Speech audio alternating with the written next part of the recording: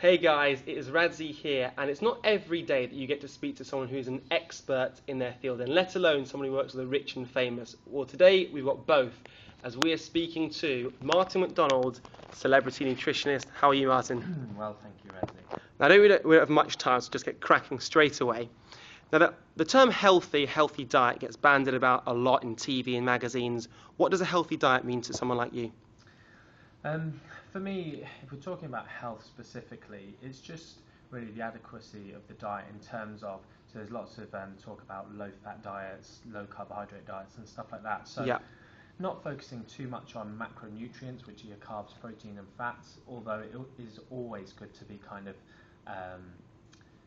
adequate on the protein side. But realistically, the thing you've got to worry about is what's called your micronutrients. So, vitamins and minerals, basically. So if you're going for a specifically low carbohydrate diet, as long as you're having plenty of vegetables and fruit and these kind of things, you're going to get that. And if you want to follow a particularly high carbohydrate diet, say if you're an athlete, you're exercising, then so long as you're getting enough, of a variety in terms of olives, avocados, these kind of things that give specifics of oily fish, red meat, because red meat's often avoided by people who want to follow a high carbohydrate, low fat diet because of the fat, but then they sort of get low in iron and stuff. So really you've just got to look at real foods and getting a good variety and not worrying too much about some ridiculous health dogma of I need to eat really low fat or something like that. Okay, and then in terms of the classic pitfalls that people make, I know that with myself I probably look at Men's Health, maybe girls may look in Cosmo. What are the classic things that you see people making mistakes at with their diets? I suppose it is, again, taking hold of a message like, for instance, in the newspapers recently there was red meat increases sort of risk of health issues, and I think it said that increases the probability of dying, which is quite a ridiculous headline, because the probability of dying is 100%. We're all going to die. So it doesn't make any sense. But things like that, people think red meat's unhealthy, so I'm going to cut that out. Or something that I'm really against is sort of vegan diets. So if you want to do it for spiritual or these kind of reasons, then that's fine. But thinking that it's an inherently healthy way to eat is completely incorrect. It's not natural. It's very easy to become deficient in sort of B vitamins if you're not eating red meat, and iron, so you have to be very specific. You can be healthy, but you have to be very clever. So it's not, for someone who doesn't know much about nutrition, if you eat a balanced diet, you're going to get everything. But if you start going, right, I'm going to eat really low fat, no meat, no animal products, you get issues. So I guess that's it's really holding interesting. on to these little dogmas. So the salt, salt's bad for your blood pressure. People start eating low salt. They think, I'm going to eat healthy and I'm going to stop eating salt. And salt is you need it in your body. You will die if you didn't have any salt. Oh, seriously, is that? And so if people take it too far, that's when the issue. There's nothing wrong with reducing your salt intake slightly, but if you go, right, I'm going to eat no salt, that's the big issue. And actually there's nothing wrong with eating a lot of salt. It's when you eat processed foods that have lots of salt in them, you get people who eat lots of salt because they eat processed foods, they get health issues. And it's not the salt that's doing it, it's the other crap that they're consuming. Oh, wow, okay, that's really interesting. Stuff like that. And then the other one, as I've mentioned quite a few times, is people go, fat's bad for you, fat is going to make you fat. Hopefully I don't come across as someone who's fat. I eat a very high fat diet. Fat doesn't make you fat. So it's when people go, I'm going to eat a really low fat diet, and then they run into, again, issues, because it's just, I guess it's human nature. We hold on to something and it's like an all or nothing thing. I think those are the biggest issues. And I suppose from my perspective, being a nutritionist, is it's easy to be quite radical. So if you go, oh, you should do it this way, people like that. Whereas if you go, actually, you should eat real food, a wide variety of foods, people go, oh, boring. So so sometimes I post stuff on Twitter that's maybe a little bit tongue-in-cheek, a little bit extremist, just to get people thinking, as opposed to me actually believing that they should do one specific thing. Because we're all individuals. There's huge genetic variety within it. So Well, talking about sort of naughty foods then, if I chuck a few of them out at you, can you just give me just a few words about what you think about them? Red Bull. Okay, Red Bull. I'll give you the two sides of it. So actually for athletes, Red Bull can improve performance. So the main two things are basically sugar and Yep. caffeine in Red Bull, as you know, and they're both things that can help with exercise performance. So caffeine is an ergogenic aid, and then you've got sugar, carbohydrate, which can be useful for certain athletic events. Yep. Someone sitting at a desk all day long, like myself, not a good thing to be drinking a whole load of. And interestingly, there's two different genes that you can have. One of them, your metabolism of caffeine, is so much so that caffeine and coffee in particular can be beneficial for the body. Whereas actually someone who's a slow metabolizer, they actually get health issues from too much caffeine. So what you mean genetically? Yeah, genetically. Oh, you can be, wow. Yeah, so we're all very different. So it's quite an interesting one. But Red Bull, I'm not a huge fan. If you get carbohydrates and caffeine from other sources, Yep. you're probably better off than Red Bull, which has some things, additives, Pretty much chemicals in there. So yeah, steer clear if you're not an athlete. Exactly, yeah. Chocolate. Chocolate, very dark chocolate, which I'm not a fan of. Neither am I. It has health benefits. So there's something called chocomine in it, and the cocoa within it.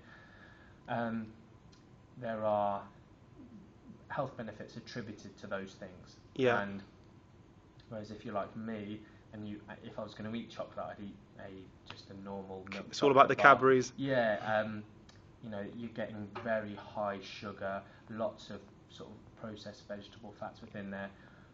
Not overly good for you. There was a study recently, I don't know if you saw it, that said people who ate chocolate more often had lower body weight. So they said, oh, chocolate makes you thin. Again, another ridiculous headline, but it sells newspapers. Okay. Very flawed study, but. So I get the impression, avoid headlines. Yeah, definitely. They sell newspapers. They don't give you health messages. Okay, Yeah. Next one is coffee, and I'm not talking just milk and coffee. I mean sort of your Costa, full whipped cream kind of coffees. Again, it goes back to that genetic thing I was talking about. If you are an athlete or generally a healthy person with a sort of active lifestyle, coffee isn't bad for you. And there are some people who have this, they metabolize caffeine differently, that it can cause some issues. But actually, again, with the coffee beans, they can sort of promote health. Having, if you're there having chocolate sprinkles on top. That's the one I mean, yeah.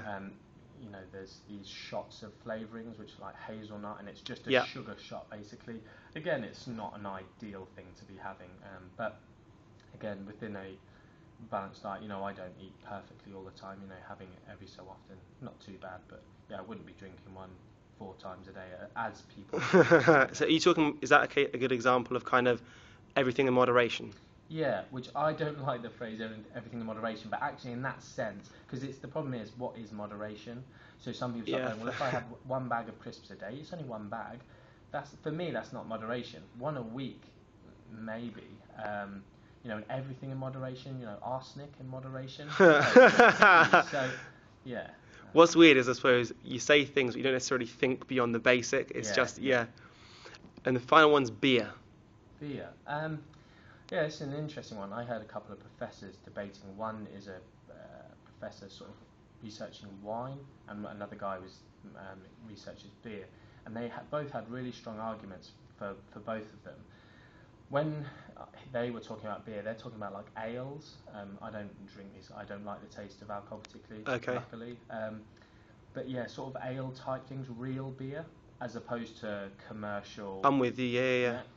So like the commercial ones, not ideal. But if you look at the ingredient list on some of them, they're terrible. Whereas these ales, they're coming from natural sources. And they do have some benefits, but for me, for an athlete and someone, moderation there is, as little as possible in terms of alcohol. So if someone, you said earlier about people trying to achieve specific goals, lots of people want to look good naked. That's kind of what people come to me for so much, is I want to just lose body fat, I want to gain some muscle, I want to look good. Yeah. And alcohol in men reduces your testosterone levels. So really? Okay. Sort of gaining body fat in sort of female areas, as it were, boobs is the term. So it actually promotes estrogen in the male body, so you become less manly. Oh, really? So drinking too much alcohol, beer is not ideal. And again, there's lots of calories in it. It depends, where you're getting it from. In this instance, beer, and just also the reduction in your sort of sense of, what's the word? Basically, inhibitions are reduced. So you go and have cheesy chips if you drink too much. I'm with you. Junk food. So some of the lifestyles that go along with it. There are actually some really lean people out there who drink sort of fairly often, but they're so specific with their diet. On days that they drink, they actually alter their entire diet so that they can drink. Wow. And it's, if you want to be that crazy with your diet, then fair enough. But most people, again, I'd be of the opinion to steer clear as often as possible. Okay. And I know most of my mates they want to bulk up. So if they were to take I know you don't like headlines, but if they were to take a headline away about how the best thing for their diet in terms of bulking up, what would you say to them? I suppose that, there is something that you can say that's true. If you're not gaining weight, you're probably not gaining muscle. So if you're not getting stronger and you're not gaining weight, it's very unlikely. In a very short window, you can, and it's painstaking, you can lose some body fat and gain some muscle. But if you want maximal gains, you want to gain weight, bulk up, you need to be putting weight on the scales. If you get up every morning, you're the same weight. You need to eat more, and that's the bottom Simple as line. that. Just you need to eat more, and what you need to eat, just eat more, and then you can, if you've got a really good handle on your diet. So one thing I see, and you've probably seen it as well, I want to gain muscle, I'm just going to start drinking protein shakes. Right, I'm with you. Yeah. You don't need a huge amount of protein to gain muscle. It's easily achievable. Oh wow! So you actually don't need as much protein as possibly people think. So people consuming like 3-4 grams per kilogram of their body weight in protein, and thinking that these protein shakes are what they need. In a protein shake, so if you tell a woman have a protein shake, they often say to me, there's loads of calories in that. There's no, 30 grams of protein in a protein shake, same amount as in a chicken breast. But if I said eat a chicken breast, they'd be fine with it. Yeah. And it's this concept of there must be loads of calories. There's not. It's just a protein shake. Yeah. But in guys, it's like, it's going to be... But there's not. If it's just whey protein, there's the same number of calories as there is in porridge oats per 100 grams. It's nothing special. So actually they need to consume more of everything. If you consume more fat, you get an increase in androgen, so testosterone goes up in the body, so that's good for muscle building. More carbohydrate, insulin sort of drives nutrient into muscles. So just eating more of everything and not, going for protein only. Okay, so eat more. And then for girls generally they talk about toning up and losing weight. Yeah. What would you say in a nutshell for something like that? So the biggest thing is, they want to lose body fat, and that's the main thing. The first step is to cut out processed food. So sometimes, again, like I was saying earlier about eating low-fat foods, they can often be very high sugar, high junk food. So a marshmallow barely has any fat in it, but it's high sugar, high junk, and they go, this has got less calories than a handful of nuts. But actually, the nuts are going to help you lose weight, whereas eating loads of marshmallows won't. So cutting out all processed food, real food. A big one, normally their protein intake is quite low. So protein increases your metabolism. Okay. It increases satiety, so you're feeling a fullness. So again, you won't feel that's a big one. Yeah, you won't sort of reach for the biscuit tin. And also it reduces muscle loss whilst losing weight. So obviously you don't want to end up being what's termed skinny fat, is kind of the in phrase at the moment. So you want to end up being lean rather than skinny. Yeah, I'm with you. There's a big difference. And then my one tip is try having one of your main meals a day that doesn't contain any carbohydrate. So I'm talking about mainly starchy ones, so rice, pasta, bread. Just one meal. Make a meal that doesn't contain those. So like a chicken, feta, avocado salad. There's barely any carbohydrate in that. Just try that once a day and see how you feel. And without having to give anyone real nutritional information, give them that one thing, and actually they make progress, sort of 9 out of 10 times. So, Nice one. I think nutrition is something there's a lot of myths out there. How do we find out more from someone like you? Is there any way of contacting you? Or? So I've got a Twitter, which is Mac Nutrition. Okay, cool.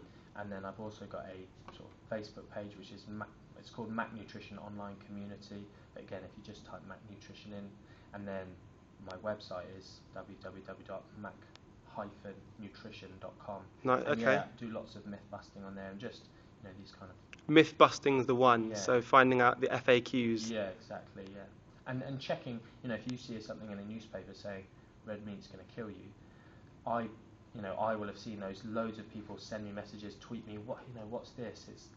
And then I can essentially explain how they've come about that finding. Yeah. Right. Okay. Like a sounding board. I'm definitely going to get on the website. Martin, thank you very much for your time.